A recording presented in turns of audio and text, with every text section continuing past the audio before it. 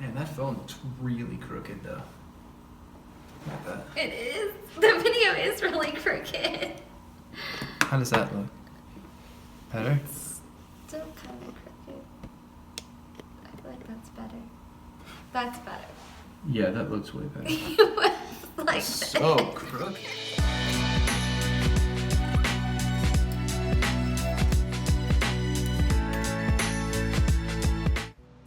Okay, I got this. Okay. 1, 2, 3. Hello, folks. It's Megan and Chris here again, and just like we promised, this is a little extra video that we're doing to talk about love on The Bachelor and Bachelorette, and specifically we're going to be talking about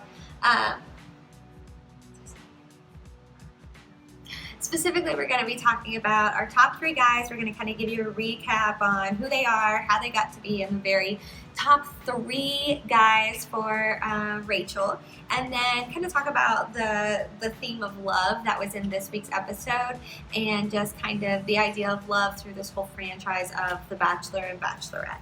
So we thought we would end up rambling a little too much to put that in our recap and awards video, so we're doing our own little ad hoc video for that. Just for you all.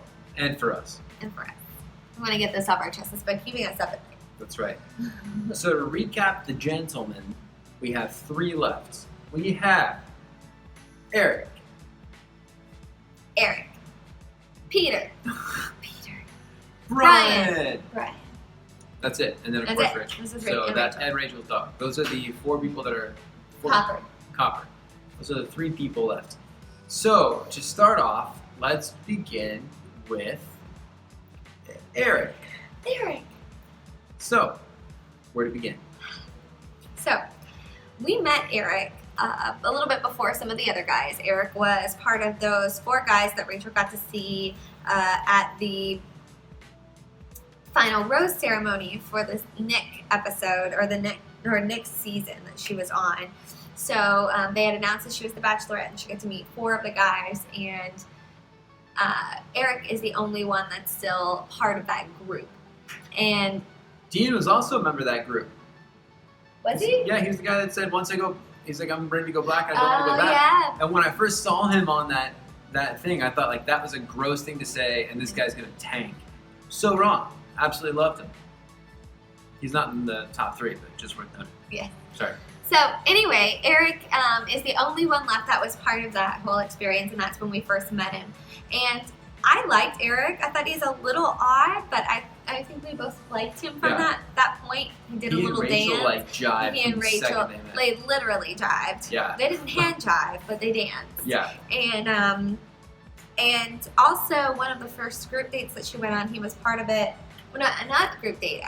That was one of them too. But when she had a few girls that she was friends with from her season, the season that she was on The Bachelor, come and talk to her and kind of encourage her before she was about to meet the guys, and they were all saying that they thought Eric was a nice guy and that he should stay in there. And so pretty positive things. There was a little bit of a bit of time there.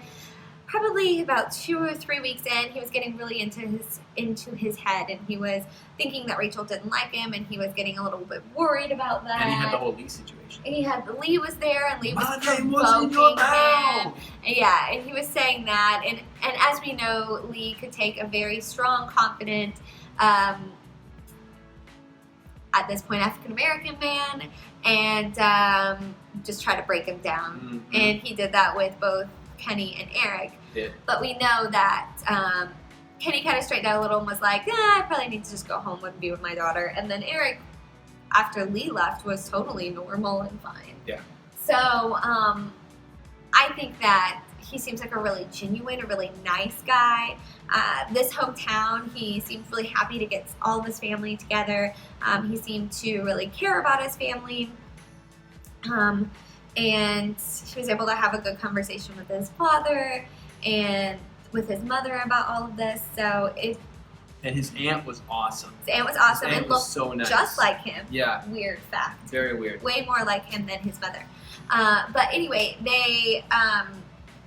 he seemed so happy to have Rachel in his hometown of Baltimore, and toward the end they played basketball together. It was just really adorable. They seemed to really be clicking. And before Rachel went back home and was leaving the group date, I mean the hometown date, well, I guess it was kind of a group date. Kind of, yeah. With Eric's family. He told her that he was falling for her. And, you know, went on to explain exactly what that meant to him. The first time the day came to me, I was like, damn, I really love this girl. What I mean by that is, like, I really care about you. Like, a lot. Like, I care about your well-being. I care about what you do in life. I care about who you are. And hopefully, you know, you feel the same, but that's what I really feel. Rachel seemed kind of hesitant about it. She was immediately upset that he didn't say, I'm in love with you, or I love you, and then kind of tried to contradict what he said by explaining the fact that he had never been in love before. And we'll get more into the details of all of that, but that is how Eric's there, what he's all about, and then how love connects the two of them. Yeah. We have found his whole storyline kind of hard to watch just because we really like Eric. We liked him from the start. The very first time we met him at the final rose, we liked him a lot. Like, he came right after a kind of awkward encounter that Rachel had with one of the other four kind of teaser guys, or three teaser guys, I guess. And she just worked out with him. He was one of them before. Yeah. Oh, yeah. I said that very poorly. But they fit together really, really well. And he made her really laugh right away. It was perfect. And it's always been that way. And what we love about Eric is he'll just like tell you what's on his mind. He's not feeling totally up to whatever emotions everybody else seems to be feeling. He'll let you know. He'll wear that on his sleeve. He'll be really honest. It's one of the reasons why we like Peter so much, which we'll get to in a minute too. So we've loved watching that, but we also feel like we haven't really gotten to know like much of the back history of him either. So it was great to hear him talk more about his family. It was really great to see his friend that he grew up with that came to the basketball court, who kind of affirmed for Rachel that Eric is totally who he says he is, totally somebody worth trusting, and just a really good guy. Which is why when all that stuff happened at the end of his kind of home visit, where he was clearly getting it off his chest that he was in love with Rachel, and he went to great lengths to explain what that meant to him and to their relationship, and then she just kind of didn't care about it. To us, it was just kind of like, are you serious? Like, you still don't see this guy? Like, you still don't? He's been here the whole time. And and he would treat her so well. So it's hard to watch. Do you want to talk about Peter or Bryan next? Let's go with Peter next. Okay. So Peter is our number 2 guy. Peter's a number 2 guy. Peter's a number 2. Early on in the show, I don't have that much memory of Peter, really? To be honest with you. I mean, I remember him like immediately, like... What did he do when he got out of the car? Do you remember that? He was the first person that she met. Really? Yeah. What did he do? They were just real awkward and kind of laughed. Yeah. It was just, I don't know, I just remember him, and then they had a really good conversation during the first time. The first rose ceremony? The first rose ceremony, yeah. They had a really good conversation on the couch, and they talked about... cocktail party. Yeah, they talked about as our family and what they wanted, and he just seemed really mature. And, yeah. You know, very straightforward. He's always been exactly what... He's always been Peter. Like, he's always been exactly the same. He's never changed at all. We love Peter. And in fact, he's like, not only does he not change his personality for the people that he's around or for Rachel, he doesn't want to change his personality for any of them. We'll touch on that in just a second. But also, he's so open to just like joining in the fun of everybody else. Like, you remember from that one episode when there are several people that were like rapping on a boat, like freestyling on a boat, and they were rapping, and he got in there and did the same thing? I got this. I'm looking for commitment. This girl, she's something different. I ain't telling you anything crazy, but yeah, I just sitting here spitting. I can tell you something real from my heart, or I can tell you something fake like a fart. It don't smell that real good, but I know she's a girl from the hood. And it was terrible, It was so but terrible. he owned it. So he was just himself and so comfortable in his own skin. He's a little on the older side. He has his own business. about He the lives same in a age. small-ish town. He's just got a lot of his life figured out, which is really, really respectable. And he had a long-term relationship.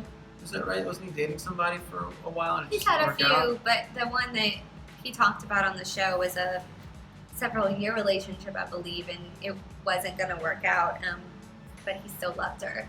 And he had a hard time letting that go. And it was actually really interesting. We'll expand on this in a second, but it was really interesting because he explained that to Rachel, and it was clear that he had such guilt for like letting this woman down when he essentially expressed to her like that he wasn't going to be able to be with her forever. He just didn't see a future with her. And so when he let her down, it was clear that he just had been carrying that guilt the entire time.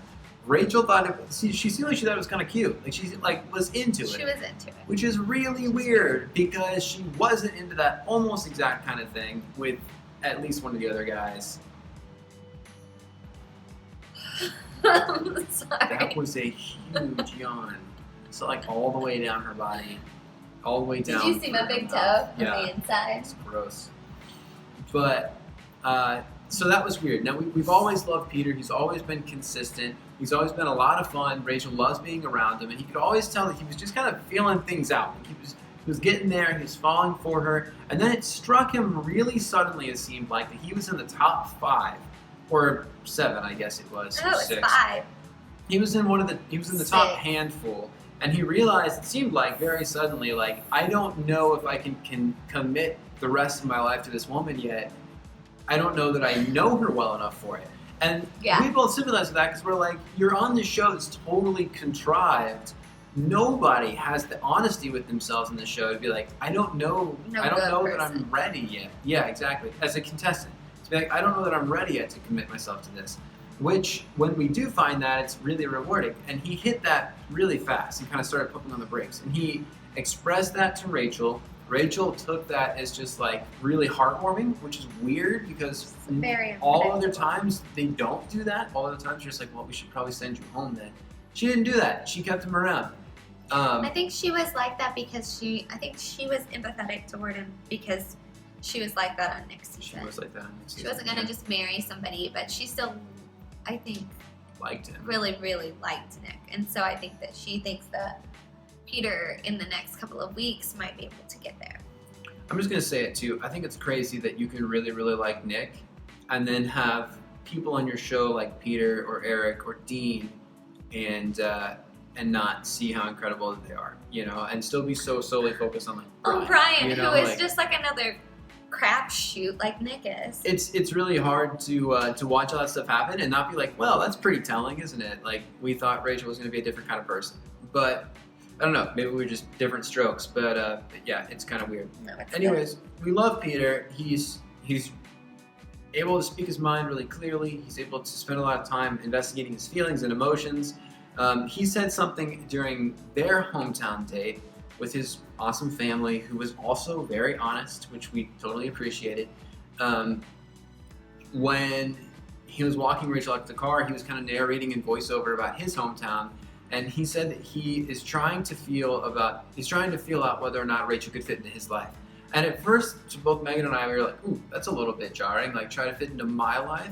The more we thought about it, though, the more we were like, the guy had a very distinct life before he came on the show, and now he's looking for a partnership, a marriage, and he knows he's gonna have to give things up, but he also knows that there's things that he's gonna expect Rachel to give up too, because it is a partnership.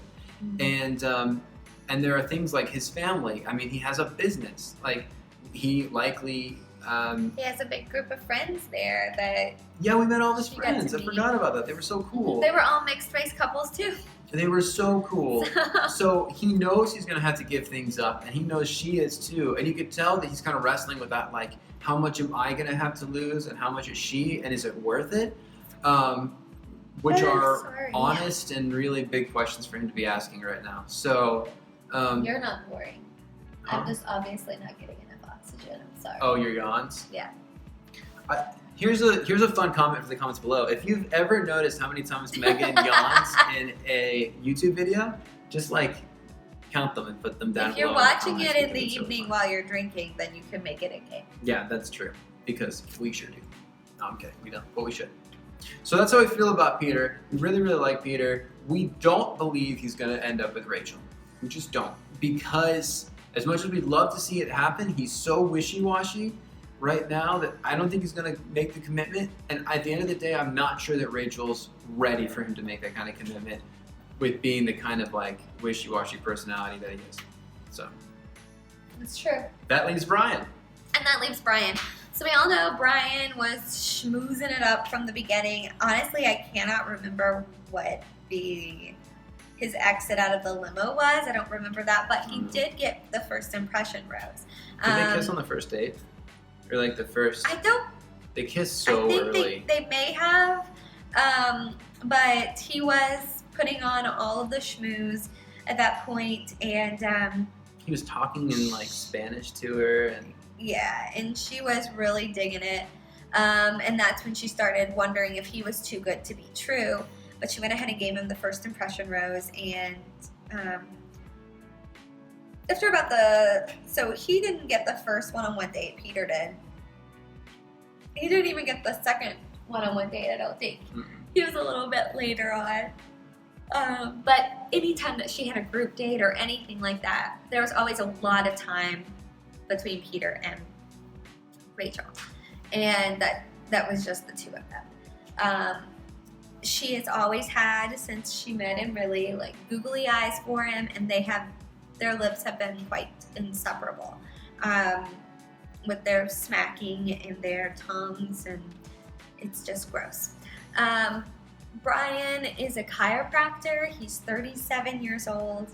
lives in Miami. Lives in Miami and has really big cheeks and just kind of seems sleazy.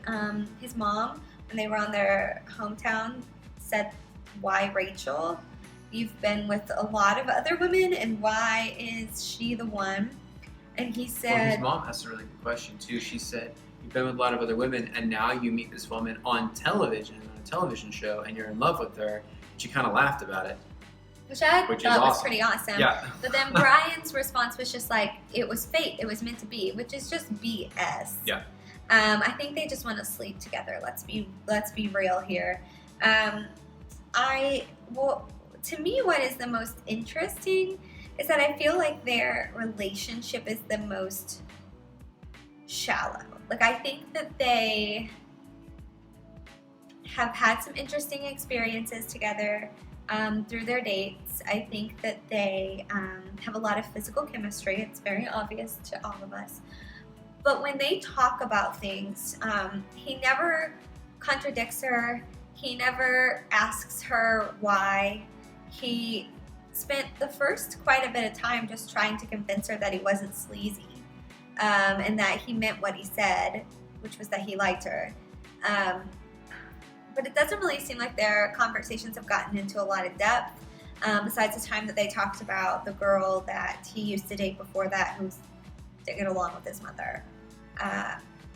But at least what they've shown us, there hasn't been a lot of depth to their conversations, like conversations we've seen between her and Eric and between her and Peter. It kind of seems like if she ends up with him, and one of the reasons she might like him so much is that at this point he doesn't seem to challenge her. He just kind of worships her. And although that probably seems great under the lights of the cameras and the show, in reality, he's not going to be the kind of partner that Peter or Eric would be. So that's her and Bryan. It's just very hot and heavy and shallow is probably the best way to describe it. Yeah, and to touch on this really quickly, I mean, we've been watching The Bachelor and Bachelorette for a little while now, and it always seems to be, and I think it's the system. I think it's the system of how The Bachelor or The Bachelorette works. You literally take the contestants, the men or the women, and you put them in this little like place where they're living and they're not allowed to see anybody else. Like, unless they're going out on a date or they're traveling, they're not allowed to see anybody else, and definitely not any people of the opposite gender. Even the production crew, from what I've read, and they can't even like get on their can't have phones. their phones. That's why they're always just sitting on the couch, because they have nothing to do. Like, or working out or laying out by the pool. It's just so boring. And even the production crew, from what I've read, is staffed with people of the same gender as them. So there's literally nobody else for them to like have attractions towards or develop relationships with. And so they're kind of like almost starved for the person that they're there to see. And then they have to combat against each other for that person's attention. And all the while they're trying to convince themselves like, this is somebody I want to marry. So it's the whole thing is rigged from the start. And then of course you've got the Bachelor or the Bachelorette who is just eating up all that attention. And from all of these people that he or she finds attractive or fitting or not attractive or not fitting, they get to put them on the chopping block or take them off the chopping block. It's all a system that just kind of develops this kind of messed up perspective of what love and marriage should look like. So when we watch Bryan and Rachel start to kind of fall more and more in love with each other, it becomes one of those things where we're like, yeah, of course. I mean, you've been kissing since the first or second episode. You've been hands all over each other for the entire time. Clearly, Rachel's got the super hots for Bryan. Bryan's got the super hots for Rachel. We can't blame them for that. Like, that kind of chemistry is good in a marriage, sure. But at the same time, too, will she still feel the same way about Bryan after 3 years of marriage? Because it takes more than just the chemistry. You've got to have both. And what at least they're showing us is kind of like what I was saying, it's very one-sided. There's not as much intellectual depth and partnership that she has with the other two guys. That is something that, you know, when they're old and, you know, Bryan's not that far away. Mm-hmm. But I just called him old. He's not really that old. Yeah. He's only a few years older than me. But anyway, it just, you know, creates multiple facets to a relationship. Yeah, it really does. But it's interesting because you look at people in the past that are still married even though they were really lovey-dovey with the person they end up choosing. You look at people like JoJo and Aaron and Caitlyn and Sean. Caitlyn and Sean have been together for a pretty decent amount of time. I always say Aaron. That's his brother. Oh, crap. You're right. Caitlyn and Sean, though, are a really good example of this because Caitlyn, she and Sean definitely had like a really strong attraction for each other, and we didn't really like Sean that much. There were other people in her season that we liked more. We weren't a huge fan of Caitlyn either, but at the end of the day, they ended up together, and they seemed like a perfect fit for each other. Even though they were all schmoozy and lovey-dovey the whole time, they still had a very clear connection that went past the surface. Same thing for Jordan and JoJo. Same thing for sure. Like, she was like way googly-eyed for him, but she also really cared about him as a person. And she challenged him hardcore. And I would say he does too. Yeah. So that was working out, and their families meshed, and Jordan wasn't afraid of JoJo's family. It worked, you know? And we're not really seeing that with Rachel. We don't see that with most of the Bachelors and Bachelorettes. I mean, we think about some of the other seasons that we've watched. There's not usually that like depth of chemistry that makes you feel like, oh, this isn't just like excitement about, you know, getting to the fantasy suite and then continuing it from there. So I don't know. It definitely kind of plays into that, the kind of fixed way that the show works. Now that does continue over into what I think is one of probably the most dangerous part of the show, and that is the kind of like construction of the idea of love in the show. Now, if you watched our last recap video that you can go back to and watch after this one, we'll link it up somewhere in here or in the comments below. Check it out because it was fun, and we touched on this just a tiny little bit at the end of that recap video. But it's been on our minds because Rachel, if you remember from last season, from Nick's season, we met Rachel's family. Now, Rachel has always described herself as being like a big-time daddy's girl. We met her dad, and her dad just like doted on her. He's this lawyer. He's not a lawyer. He's the what? Attorney General, maybe? I think he's the Attorney General of like Dallas. Like, yeah, something. So he's a big deal, and he dotes on her. She's like his precious little girl, which is really, really cute. And then during Nick's season, you could tell she just kind of like demanded a whole lot of attention, which is fine. So what we're seeing more and more of now, though, is we've got several guys. Dean has kind of sucked up a little bit more of her attention than necessarily given it back to her, which I think is part of why he went home last episode. Spoilers. Is because by being open with her, almost demanded more like emotional output and more feelings from her than she was getting from him. And it almost seemed like to her that probably felt too taxing. And she didn't necessarily see that as like him expressing love for her and more so her expressing love for him. And which is kind of sad that that's the way that works. Now, on the other hand, we've got people like Eric, who Megan talked about a couple minutes ago, expressed very clearly, I mean, we showed the clip. I don't want to put it in here again, though, just in case of copyright issues, but we showed the clip just a minute ago where he literally explained exactly what love looked like to him and told her that he was falling for her. And it still didn't sink in for her. She was like, he didn't say that he loved me. So sad. It's like, does love have to be, do you have to say, I love you? Like, she couldn't read between the lines in that he was very, very, very clear. And he knew what it meant. Maybe we were reading between the lines too much, but... I don't know. I mean, I feel like as a girl, if a guy was just like, yeah, I love you, and he's kissing all over me and then not talking to me, or a guy that's kissing me and then says, I love you, and this is what, or I'm falling for you, and this is what this means to me. It just seems obvious, like, oh, he knows what it means. Like, it's not just some sort of infatuation. I'm just going to say this for you because I'm feeling the heat of the moment. Like, he thought about this, and this is how he's articulated it. Like, that's I thought it was so far more cool. romantic, in my opinion. Oh, it was so cool. And on the inverse of that, we had Peter, who, after everything that they've gone through, still can't really commit to that feeling. Like, he's committing to he's falling for her, but... part of it is, like you mentioned when you were talking about Peter, a big piece of that is that he still feels, I feel like he feels so much guilt for the way that he made his ex feel, that he doesn't want to do that to somebody again. So he's on top of the fact that, like, oh my gosh, I'm going to have to be married to this person, or at least engaged to this person in just like a couple of weeks. But also I feel like he's being conscientious of her feelings too, because of how guilty and how much that haunts him, of like how he made his ex feel. Yeah, and he's carried that for a long time. Yeah. That's a really good point. I think that probably plays into it as well. But his mom and sister both said that, like, you know, that's just kind of his personality. Like, he's very thoughtful, and he's not going to say anything if he is not 110% sure of it. Yeah. And I get that. Like, I'm a Virgo. I overthink things constantly to the point where it's hard for me to make decisions. So, in this kind of situation, like, I get why he's like that. But what's interesting to me about it all is that Rachel is, like, it's almost like it's a game for her with him. Yeah. Like, she has this guy, Dean, who says, I love you. And then she says he didn't say it because he said it in a time where he was emotionally vulnerable. And so that didn't mean the same thing, is kind of what she was explaining. Which is pretty hypocritical because she said it back to him. Yeah. And if she really felt that, why did she send him home when Peter hasn't said it and she hasn't said it about Peter? Yeah. So it's definitely a little on the messed up side.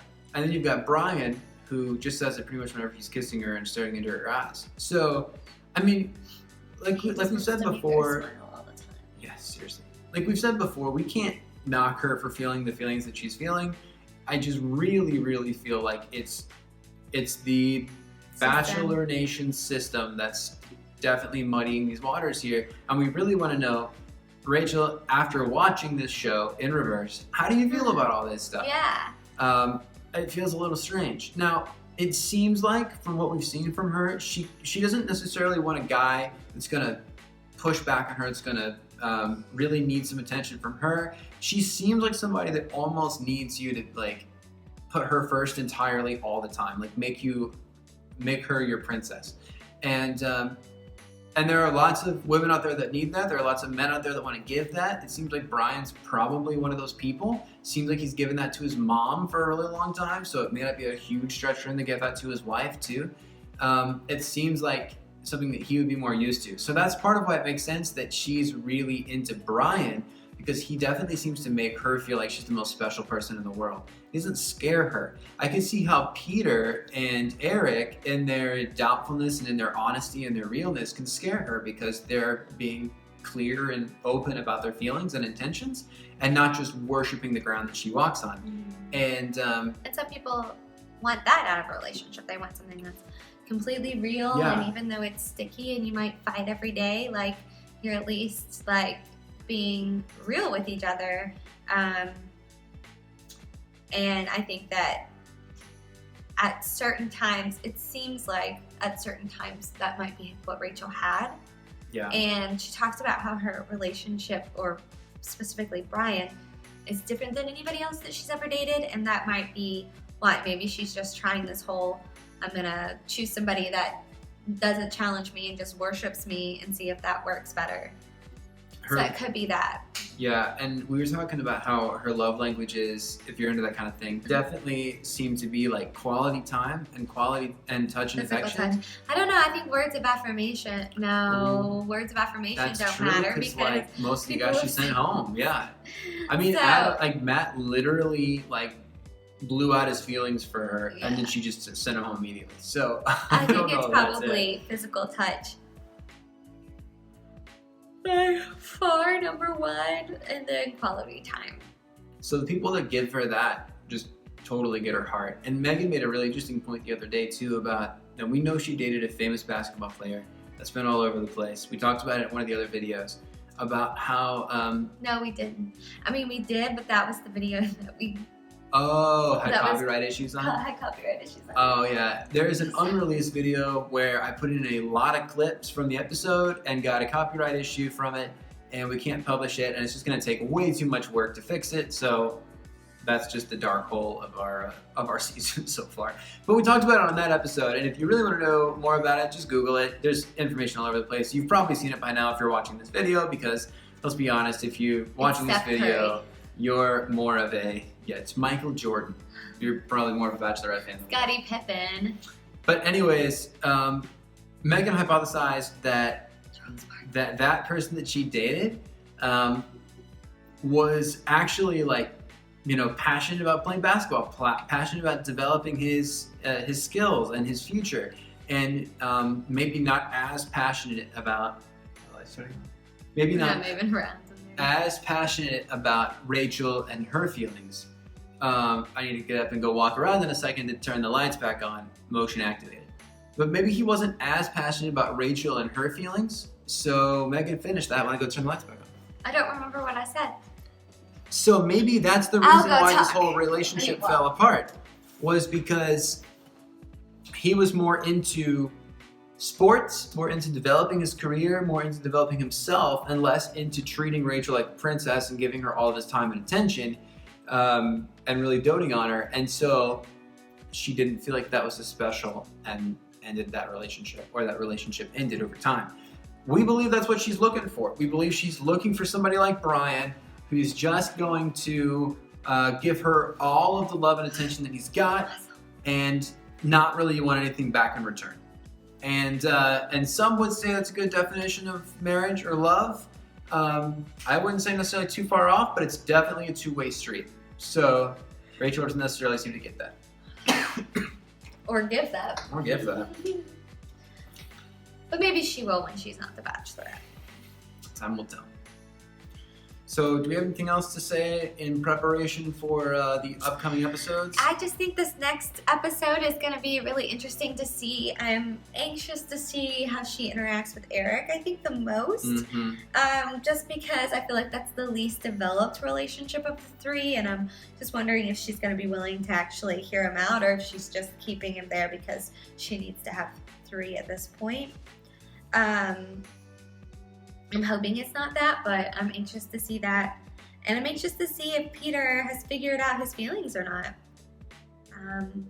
Yeah. Oh, and then isn't this when they meet her parents? Oh, so like Bryan, like her parents were family. Like grilling Bryan on the That's preview. right. And he I got forgot up about and that. left. He did. So they're probably just making it seem more dramatic, but who knows?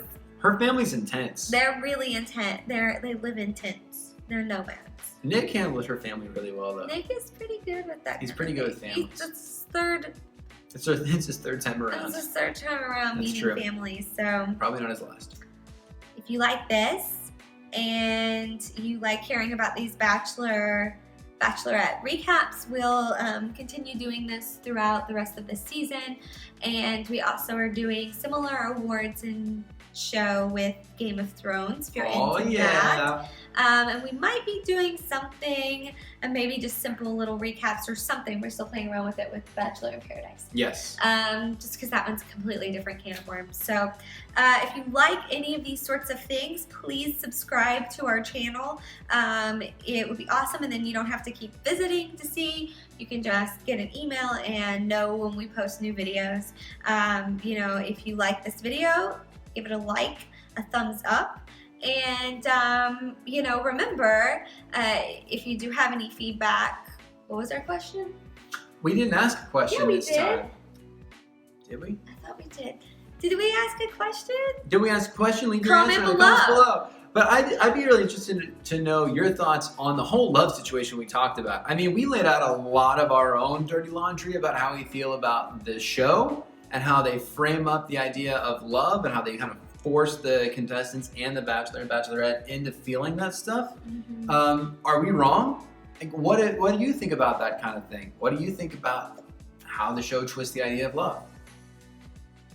Or does it? Or does it? So comment below and let us know. And if you did see another question throughout here for some reason, then answer that too. And we look forward to hearing those and sharing with you our thoughts on the next episode of The Bachelorette. Yep.